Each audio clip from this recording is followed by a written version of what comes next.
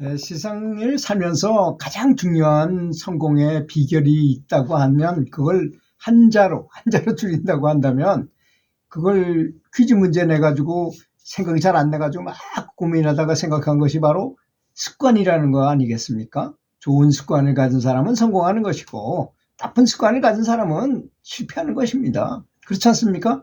매일 남의 험담이나 하고 말 뒷담화나 하고 뭐 비판 의식을 갖고 있고 또 뭐 누가 잘못했고 뭐 이건 이렇게 해야 되는 건데 저렇게 했다든지 매일 따지기 좋아하고 분석하기를 좋아하는 사람들은 결국은 그렇게 살다가 결국은 패망의 길로 갈 수밖에 없게 되겠지요. 나중에 지옥으로밖에 더 가겠습니까? 그래서 우리가 공부를 해가지고 뭐 분석하고 뭐 이렇게 비판하고 이런 것도 좋지만 사람은 긍정적인 마인드로 마음을 돌리는 것이 가장 좋은 것 같습니다. 좋은 습관을 가져야 된다는 거죠. 항상 감사하는 습관. 똑같은 일을 가지고도 어떤 사람은 아주 나쁘게 생각하고 불편하게 생각하지만 어떤 사람은 그걸 오히려 감사하게 생각하고 이건 나에게 시련이지만 이건 나한테 공부다. 아주 좋은 공부라고 생각하고 잘 해결하는 경우가 있게 되는 것이죠. 내가 만약에 벤츠차를 샀어요. 비싼 돈 주고 벤츠를 타고 돌아다니다 보면 희한하게 벤츠차가 그렇게 많다는 걸 느껴져요. 벤츠차가 엄청나게 많구나 세상에는. 이런 걸 느껴집니다. 그전에는 똑같은 시내를 그렇게 운전하고 다녔어도 벤츠가 안 보였는데 내가 벤츠를 사고 보니까 벤츠차가 엄청나게 보이게 된다는 것이죠. 그래서 우리의 속담에 개 눈에는 똥만 보이고 부처 눈에는 부처만 보인다는 말이 있는 것입니다. 그렇지 않습니까? 우리는 부처는 아닐지라도 내가 이 세상의 모든 것에 대해서 그 어떤 것이든지 깊이 감사하는 습관을, 그런 마음 습관을 갖게 된다면 그 사람의 눈에는 모든 것이 감사한 것으로부터 시작해서 파생돼서 이렇게 보게 될 것입니다. 그러면 누가 좋아지나요? 남을 흉을 보고 남을 비판하고 남의 욕을 많이 한다면 자기가 죽는 것입니다. 네, 나부터 죽게 돼 있어요.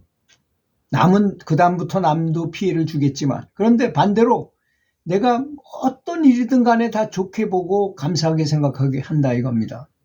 그러면 남도 좋아지겠지만 나부터 좋아진다는 것도 알아야 될 것입니다. 그런 사람은 벌써 얼굴 표정이 다르고 혈색도 돌고 아주 자비롭고 그 옆에 가고 싶고 그 사람이 말하는 걸 자꾸 듣고 싶기도 하고 이런 현상이 일어난다는 거 아니겠습니까? 그래서 습관이라는 것이 이 세상의 모든 것 중에 가장 중요하구나. 그래서 내가 죽음을 위해서 내가 이제 70이 넘고 이제 죽음이 얼마 안 남았어. 죽음에 대해서 확실한 웰다잉을 해야 되겠구나. 공부를 해야 되겠다 해가지고 그러다 보니까 가장 좋은 방법이 연불이구나. 사실 그렇거든요. 제가 연불 부자가 알아서 그런 말을 하는 게 아닙니다. 이 세상에 엄청나게 많은 수행법이 있어요. 저는 그런 걸 엄청나게 찾아다니고 공부하고 직접 해보기도 했습니다. 교회 다녀서 소리 높여 기도도 해보고 찬송가도 열심히 불러보고 참선도 해보고 묻자화들을 열심히 들기도 해보고 또 여러 가지 중국 기공을 해가지고 신통력을 얻기 위해서 차크라들을 활성화시키기도 해보고 기상천외한 여러 가지 요가도 해보고 뭐 태국권도 해보고 참 뭐 좋다는 건 다 거의 다 해본 사람입니다. 우주초협력이라는 것도 해보고 수많은 것을 해본 다음에 가장 좋은 것이 무엇이냐고 저한테 묻는다면 연불을 하는 것이라고 저는 자신 있게 말하고 싶어요. 연불을 하는 것보다 더 좋은 방법은 없습니다. 왜냐하면 제가 영안을 여는 그런 신통을 갖고 있었다 그러잖아요. 그래서 수많은 영능자들을 만들어서 연불할 때 어떤 현상이 일어나는지를 참 여러 곳에서 여러 사람에게 여러 장소에서 여러 환경에서 실험하고 또 해봤다 그랬잖아요. 2년 동안이나 무려 2년 동안. 저는 의심이 많아가지고 확실하다는 것만 믿고 싶어서 그렇게 했어요. 그래서 내가 조용히 내 옆에 어떤 일이 일어나는지 보십시오 하고선 이렇게 눈을 감고 관세음보살을 불렀어요. 한참 한 5분 부른 다음에 무슨 일이 일어났습니까 하고 물어보니까 제 앞에 관세음보살님이 나타나셔서 관세음보살님께서 뭘 합니까 했더니 관세음보살 빛은 이만하고요. 내 빛은 요만한데 관세음보살님이 나타나셔가지고 빛을 쫙 비춰줘요. 그럼 내 빛이 작았다가 점점 커져가지고 이만해져요. 그 다음에 관세음보살님이 돌아서서 가셨는데요. 그거 한 번만 들었으면 제가 그런 말을 믿지 않았을지도 모르지만 부르면 온다. 호명즉직. 부르면 온다는 사실을 반드시 믿어야 될 일입니다. 이것은 사람은 불성이 있어요. 그렇기 때문에 사람이 생각으로도 우주를 창조할 수 있고 모든 것을 다 만든 이체유심조라는 말이 딱 맞는 말입니다. 부처님을 부르면 부처님이 나타나신다는 거죠. 부처님이 나타나서 부처님께서 나를 부처님과 같은 등급으로 만들어 주신다는 겁니다. 당장 내가 신구위가 따르지 못해서 내가 부처님처럼 지혜나 자비심을 갖는 것은 아니라 하더라도 우선 빛이라도 부처님과 비슷해진다는 것입니다. 그래서 제가 굉장히 놀랐어요. 그래서 부처님과 같은 빛을 만들었어요. 굉장히 큰 빛을 만들어서 그럼 이때쯤 지혜도 생기고 뭐 신통력도 생기고 뭔가 부처님 같은 비슷한 뭔가 있겠지 하고 보니까 아무것도 없어. 야, 이게 왜 그럴까? 이렇게 열심히 해가지고 이렇게 만들어놨는데 그 영능자들 보고 보면 빛이 굉장히 커지고 하는 건 분명한데도 아무 증상이 없어요. 그 나중에 이제 스승을 만나가지고 스승께서 법문하신 걸 듣고 알았어요. 뭐냐? 그거는 마치 삼부자가 등산하는 것 같다.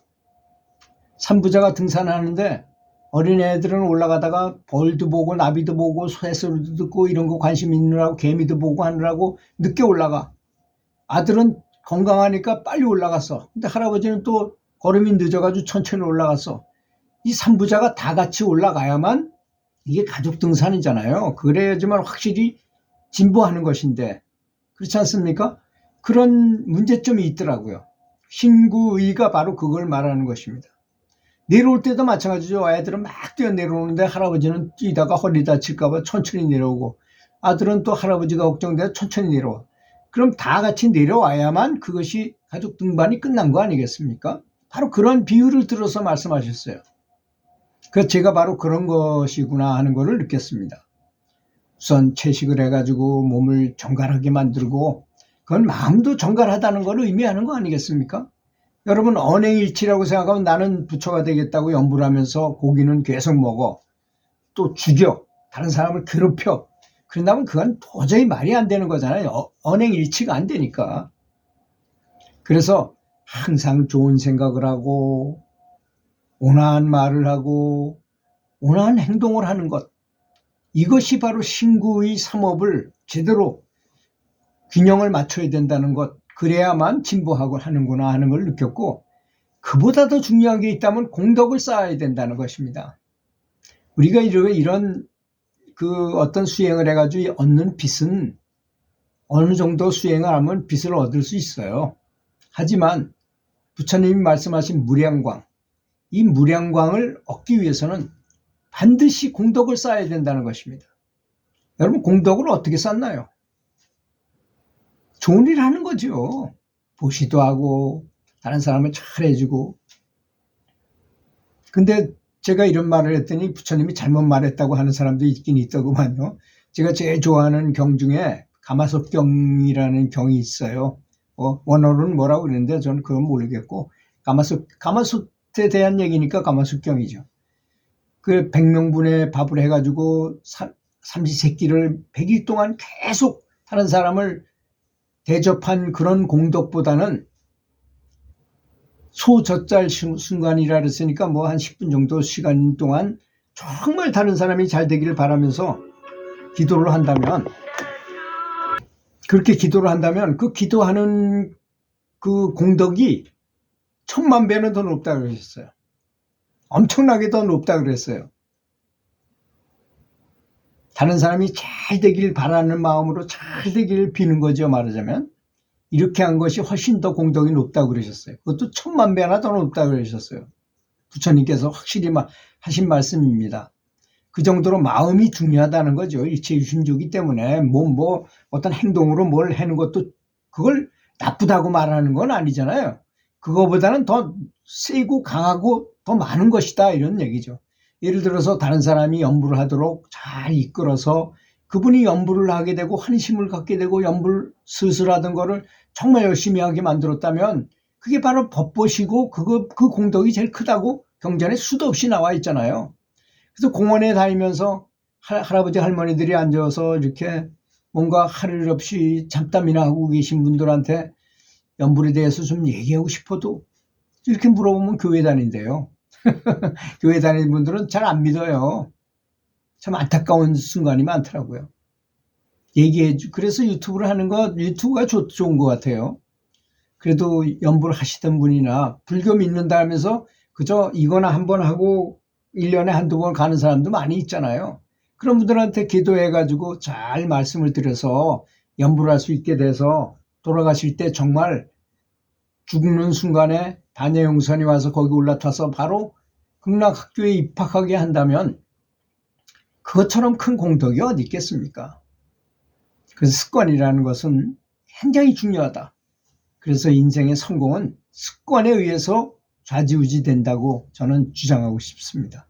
좋은 습관을 갖도록 노력합시다. 저녁 8시에 천리연불 같이 동참했으면 좋겠습니다. 감사합니다.